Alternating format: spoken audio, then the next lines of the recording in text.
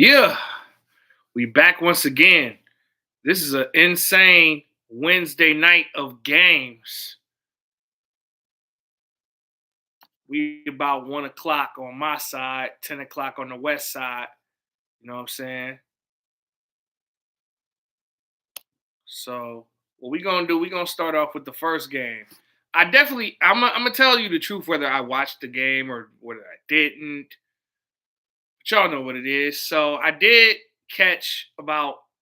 I caught most of this game. Okay. We got the New York Knicks defeating the Cleveland Cavaliers 119 to 111.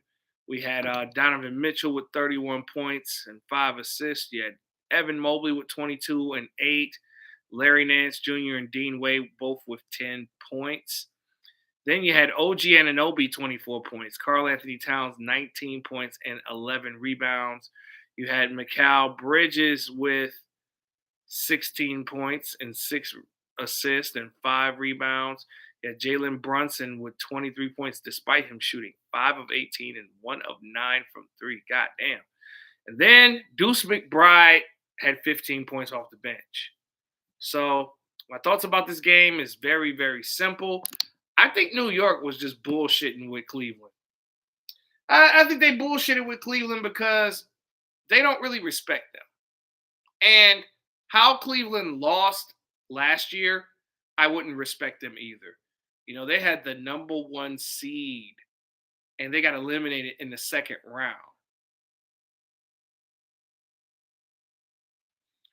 But I think, you know, New York had a sizable lead. Cleveland cut into the lead. You know, Donovan Mitchell did what he always does. You know, he plays 3.5 quarters. That fourth quarter, he's just not clutch. You know, I don't know what's up with guys like Zach Levine, which we'll get to, and Donovan Mitchell. It's like they're 3.5 quarter players. They'll score like 45 points, but when it comes down to getting that final bucket, they fold instantly, expeditiously. New York's scoring production is pretty much what won them in this game. Um, Not to mention, Ananobi was the guy. He hit all the shots that New York needed to win this game.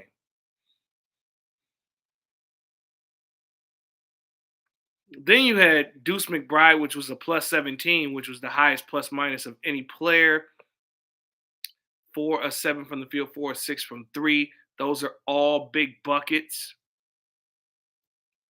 I mean, the Cavs and the Knicks were without starters. You know what I'm saying? Josh Hart was out for the Knicks. Mitchell Robinson was out. Then you had Max Struess was out. DeAndre Hunter was out. And Darius Garland was out. So, I don't know. Cavs had more players out. Still no excuse. They had gotten back into that game. They scored 37 in the third quarter. So they were good enough to win the game, but they weren't good enough to finish the game. Disappointing. All right, let's move on to the next one. Shit. We got a lot to get to. Ain't got time to be stuck on one motherfucking game, y'all.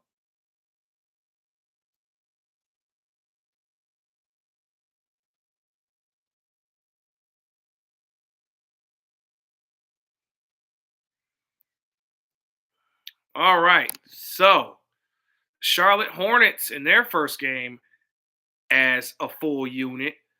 Ooh, Charlotte Hornets destroyed the Brooklyn Nets 136 to 117. Michael Porter Jr. was the biggest disappointment in this game. 5 of 15, 12 points. Cam Thomas, like 15 points on 2 of 9 shooting. Nick Claxton had 17 points, only 4 rebounds. Well, we know who made the difference in this game.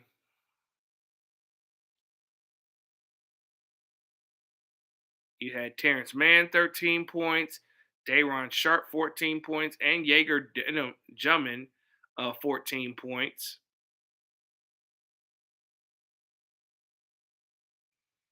Let's look at the Charlotte Hornets, though. Jesus, 9 niggas in double figures, y'all. Wow. Complete production from the Hornets as an entire unit. You had Miles Bridges with 18 points. You had Brandon Miller with 25 points. You had Ryan Kalkbrenner with 10 points and 11 rebounds. LaMelo Ball, 20 points, 8 assists. Khan Knipple, 11 points. Musa Diabite, 13 points. T. John Saloon, 10 points. You had Colin Sexton, 15 points. You had Trey Mann, 12 points. If the Hornets can get production like this from their guys every night, look out. And if the Hornets can stay healthy, because LaMelo has something that he's never had before, consistent shooting around him. You know what I'm saying? Like having a Con Knipple, having, Brandon Miller at full health. And having a Colin Sexton off the bench. And Liam McNeely, Mason Plumlee, and Pat Connaughton didn't even play in this game. If you could imagine if those guys played, this would have been 150 point score. The Brooklyn Nets just suck. There's nothing more, nothing less. They're just ass.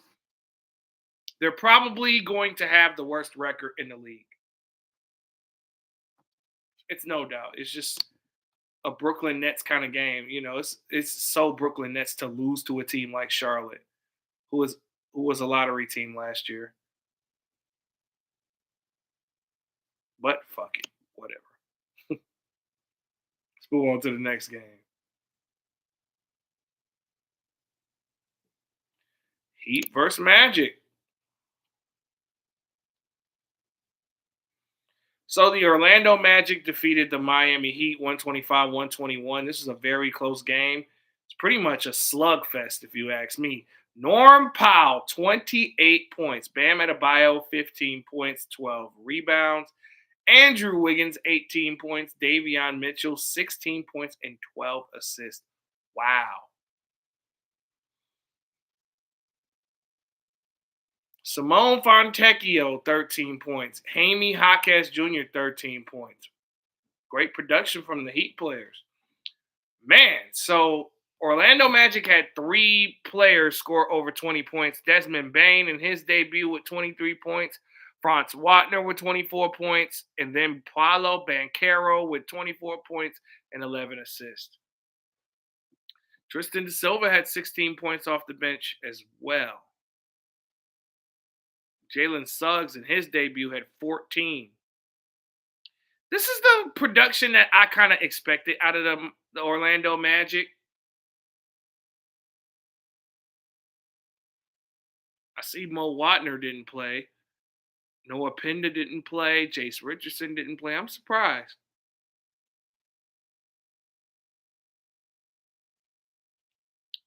But yeah, bro. Even though Miami had good production, I mean, they just couldn't close out at the end. It's just plain and simple. It was a very good game, though. Next up, we got one of the shocks of the night, as the Toronto Raptors beat the Atlanta Hawks 138-118. This is a disappointing performance from the Atlanta Hawks, as the Raptors shit on them badly, as the third quarter pretty much sold the game shut for the Atlanta Hawks, as the Raptors scored 45 points in the third quarter to the Hawks' 28. And that was the run that ended the game for the Hawks. Now we got Scotty Barnes with 22 points. RJ Barrett had 25 points, 8 rebounds, 5 assists. Emmanuel Quickly, 13 points. Jack Caperto, 14 points. Brandon Ingram, 16 points. And Grady Dick with 21 points. Grady, 21. Off the bench, too. Yeah, Grady as a sixth man, that's a very interesting thought. Meanwhile, Atlanta did have 3 players to score over 20, and Jalen Johnson with 22, Kristaps Porzingis with 20, and Trae Young with 22 points. Onyeka Okongwu with 18 points off the bench. Still trying to figure out how these guys lost the game. I mean, Nikhil Alexander Walker had 10 points, but he shot 2 of 15. Could that have been the cause? I don't know. I just feel like Atlanta underestimated Toronto. I think that was just a story of that game. It was just plain and simple. Like Atlanta underestimated Toronto. A lot of people have Toronto as a sleeper. I don't. I don't believe in the Toronto Raptors. I just feel like this was a lucky win for them. But keep proving me wrong, Jack. This was also a very interesting game, and this was very telling as the Philadelphia 76ers defeated the Boston Celtics 117 to 116. They're pretty much evenly matched. Boston was without Tatum, Philadelphia was without Paul George. Tyrese Maxey and VJ Edgecombe combined for 74 points. Those are that's that old Kobe and Shaq numbers and shit. That's that old Kobe and Shaq shit, man.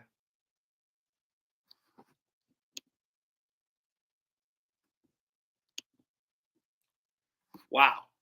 So you had Maxi with 40, Edgecombe in his debut, 34.7 rebounds. That's amazing. Joel Embiid, though, in 20 minutes. Is he on a minutes restriction? Because, 20 minutes, like he shot one of 9, 0 of 4 from 3, 4 points. Is Joel Embiid washed, or are people just going too far with it? I think Joel Embiid is adjusting to after knee surgery. I think once he gets used to how his knees currently are, then maybe he'll get back to his old form. I expected a lot more. He played better in that preseason game than this game. Guys like Neemias Quetta scoring 17 points and 8 rebounds on him. It's got to feel bad that he couldn't really jump in the air. Certain things that Embiid needs, he just doesn't have.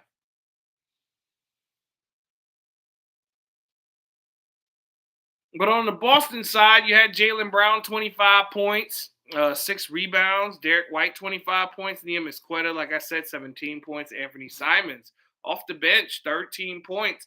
Played 32 minutes. So he's going to play starters minutes. That's what it's looking like to me. I guess Sam Hauser starts now. And they run Simons off the bench.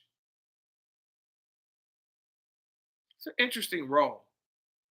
Surprised Boston lost this game, but Edgecombe's performance, he was the best rookie tonight.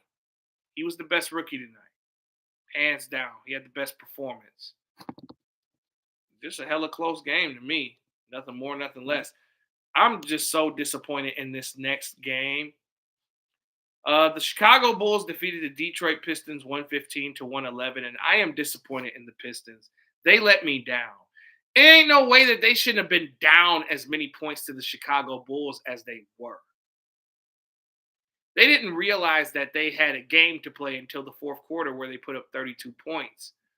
But it was just too late. I feel like Detroit made a lot of horrible mistakes. They made a bunch of bad turnovers, circus-like, high school-like, recreational center-like turnovers. Just made a lot of dumb decisions. Cade Cunningham had 23 points and 10 assists and 7 rebounds. Jalen Duren had 15 points. Isaiah Stewart had 20 points and 10 rebounds off the bench. That's crazy. Ron Holland had 19 points. But if you look at Chicago, you had Vucevic. Vucevic was killing Jalen Duren. He was murdering him. Standing up, killing him like murder. It was murder in there. 28 points, 14 rebounds, 11 of 18 from the field, 4 of 6 from 3. Man. Josh Giddey had 19 points, 11 assists, and 5 rebounds. Matas Bucelis, the second-year guy, 21 points. Kevin Huerter, 15 points off the bench. Ayo Dosunmu, 14 points off the bench. it could be one of two things for Detroit. Either one, they underestimated Chicago, or two, they really missed the shooting production of Malik Beasley and Tim Hardaway Jr. And I think it's a little bit of number two. I don't think they underestimated Chicago. Anytime you turn over the ball as much as the Pistons did this game, you're going to lose.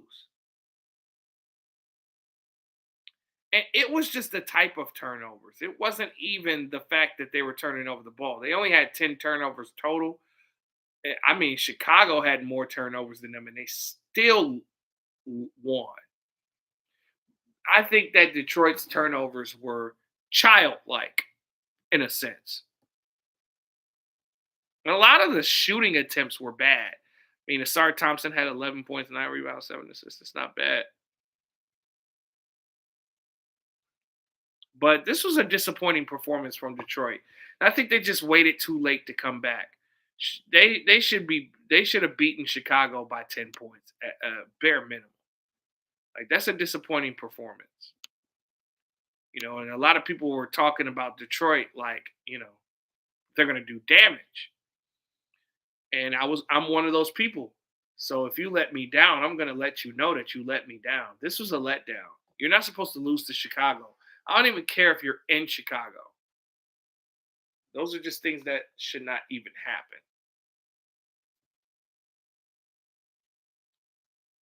New Orleans versus Memphis, Ja versus Zion. Ja and Zion played.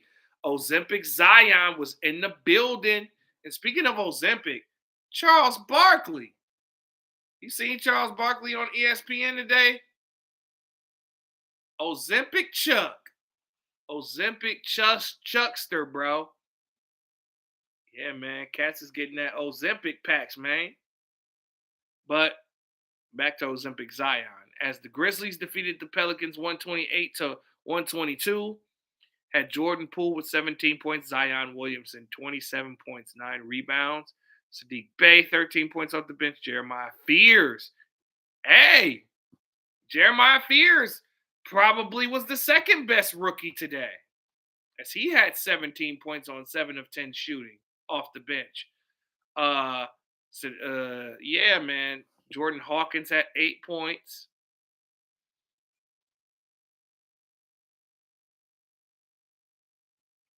Herb Jones had 17 points. Jordan Poole had 17 points. Hey, decent production from the Pels. And we have balanced scoring. We had 7 niggas in double figures for Memphis. You had Cedric Coward with 14 points. He hit all of his shots. Omax had 10 points. Ja Morant, 35 motherfucking points. The Ja man is back. KCP, 15 points. Jalen Wells at 14 points. Jaren Jackson at 18 points. I'm trying to remember. Oh, yeah, Zach Edey's the one that's missing. They did a pretty good job in winning this game. Just plain and simple. I mean, it was the Ja Morant show. Even though Zion tried to match, but no matching that performance. Next up, you got the Milwaukee Bucks defeating the Washington Wizards 133 to 120. Chris Middleton against his former team had 23 points on 9 of 14 shooting. Kaishan George had 21 points. Alex Sarr had 10 points and 11 rebounds. Cam Whitmore in his debut had 14 points in 19 minutes, 6 to 12 from the field. Giannis Antetokounmpo, 37 points, 14 rebounds, 5 assists. Gary Trent Jr., 17 points. Just balanced scoring from the Bucks. Kyle Kuzma, 12 points off the bench. I mean, Milwaukee is just simply the better team. CJ McCollum was awful in this game. 9 points on 4-14 is not going to cut it, especially when you got Chris Middleton out here making his shots. Maybe if he would have hit his shots, they would have won the game. But what do I know, right?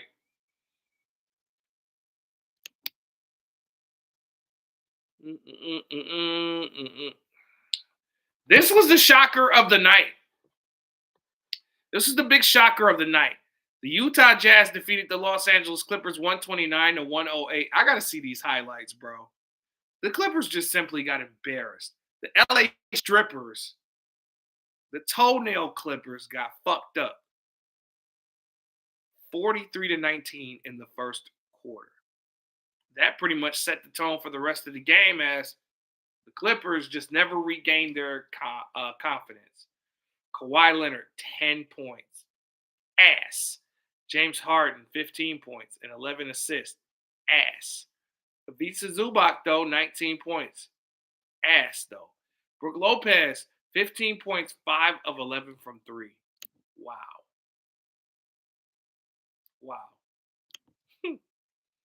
John Collins had 14 points off the bench, but it didn't matter. Walker Kessler, 22 and 9. Lauri Markkanen, 20 points. Keontae George, 16 points. Taylor Hendricks in his debut had 13 points. Bryce Sensabaugh, 20 points off the bench. Walter Clayton Jr., 10 points. It just seems like the Clippers definitely underestimated the Utah Jazz. The Utah Jazz earned the Utah Jazz back because I usually call them the Utah Ass, but it was the Clippers that was ass. There's nothing more plain than I could say it, bro.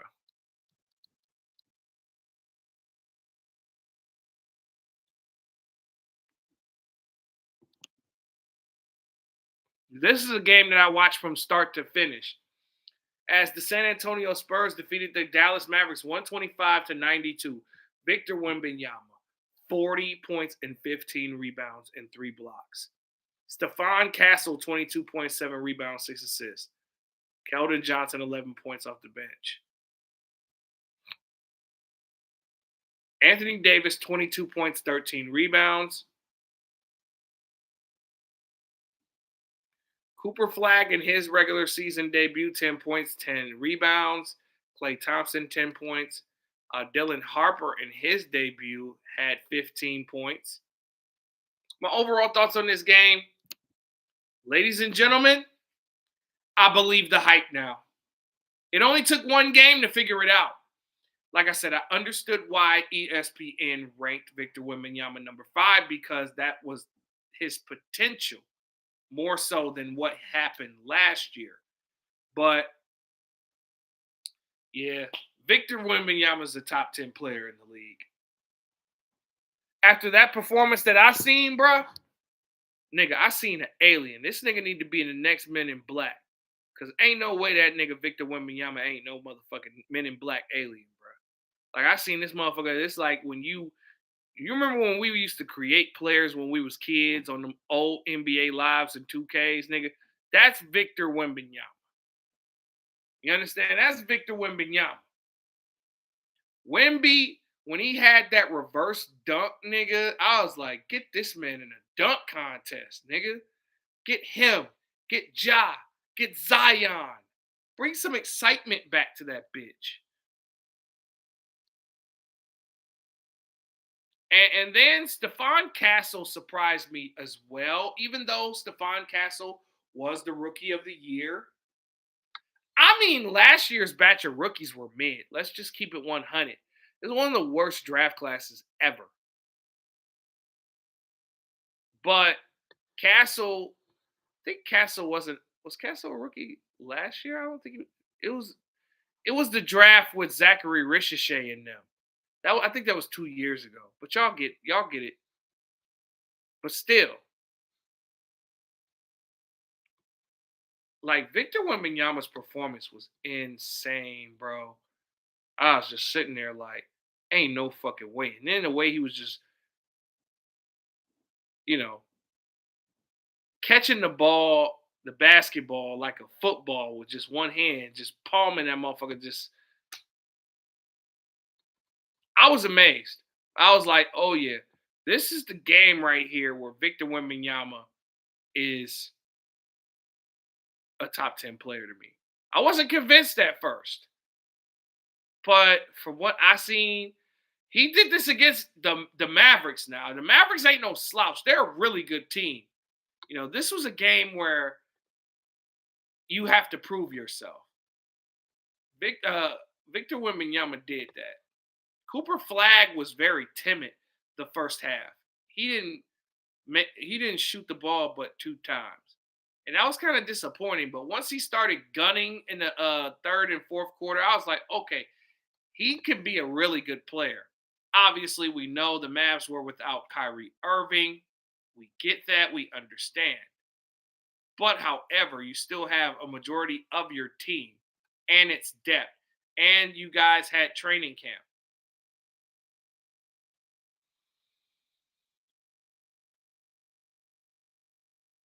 I think it was just bad play calling, bad lineups from Jason Kidd, and turnovers. They completely self-destructed. They completely fell apart towards the end of the game. Like maybe that third quarter. I think like towards the end of that second quarter into the early part of the third quarter, you kind of knew that San Antonio was going to win the game. They were rallying behind Victor Wembanyama and Stephon Castle. Like he was the biggest shocker to me because I didn't think that he was going to go crazy like that. And then his defense is something that I noticed. I didn't even know his defense was like that. I honestly didn't know. I didn't know he was that good on the defensive end. I thought he was always solid, but he was locking niggas up. And he was But then again, he was a good defensive player in college. I totally forgot about that aspect of his game because he was more known for being on the fast break, dunking, scoring, setting up teammates. I forgot that he was one of the best perimeter defenders in his draft. So kudos to Wemby and Stephon. Dallas was disappointing.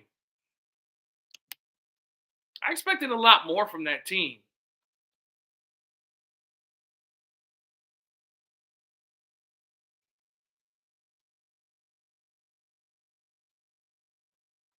Another thing that caught my eye about this game was Wemby was killing AD, bro. He was killing Anthony Davis. It was nothing Anthony Davis could do about that, bro. Like Anthony Davis be blocking everybody else shot, staying in front of him, but he couldn't stay in front of Wemby. He couldn't guard Wembenyama. It looked like he made Anthony Davis look old and washed up, which he isn't. But I'm saying Wemby, the way that he played, made AD look washed. Yeah, some plays, you know what I'm saying. Wemby's not even human. But on to the next game, you got shit. We almost done, y'all. Shit, we got the Phoenix Suns defeating the Sacramento Kings 120 to 116. You had DeMar DeRozan with 29 points, Zach LaVine with 30 points, Dennis Schroeder with 14 points, Malik Monk 19 points off the bench, Dylan Brooks 22 points. Y'all let Dylan Brooks score 22 points on y'all. Kings ain't got no defense. I mean, Dylan Brooks attempted 24 shots and hit 9 of them, and 1 of 8 from 3. He was hella aggressive today. Grayson Allen had 18 points. Devin Booker had 31 points, as to be expected. Royce O'Neal had 12 points. It's just plain and simple. No defense whatsoever was played in this game. I'm not going to hold you.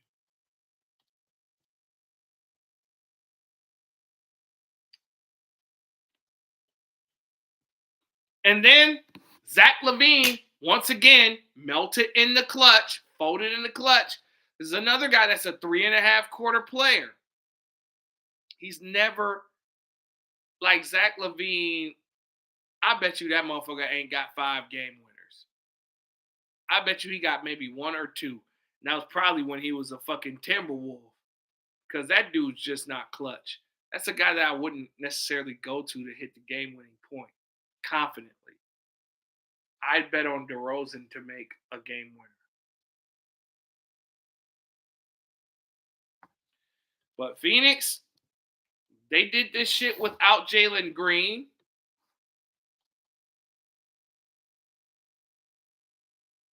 Sacramento did this without Domantas Sabonis. I think if Domantas Sabonis is out there, Sacramento wins this game easily.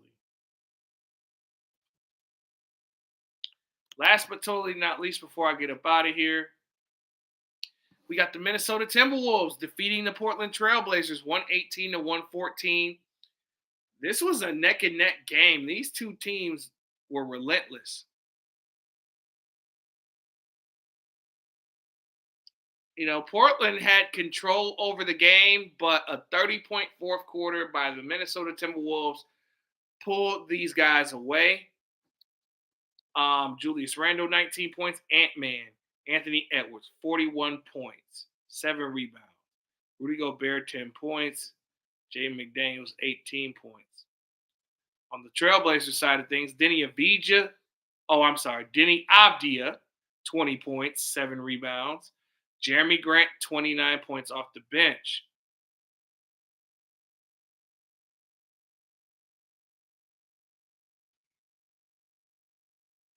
My thoughts about this game was it was all good until the end, where Anthony Edwards had Tamani Kamara one-on-one, and he hit one of the many clutch shots of Ant-Man's career that we're always going to see.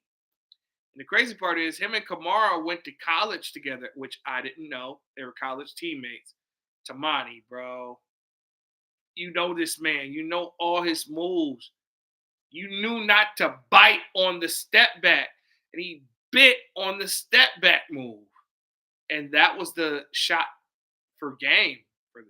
So, yeah, my overall thoughts about today. It was good seeing Kenny, Shaq, Charles, and Ernie on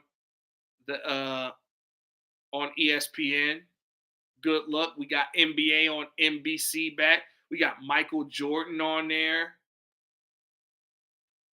It's gonna be a good fall. But it's Kino NBA Music Talk. And I'm out.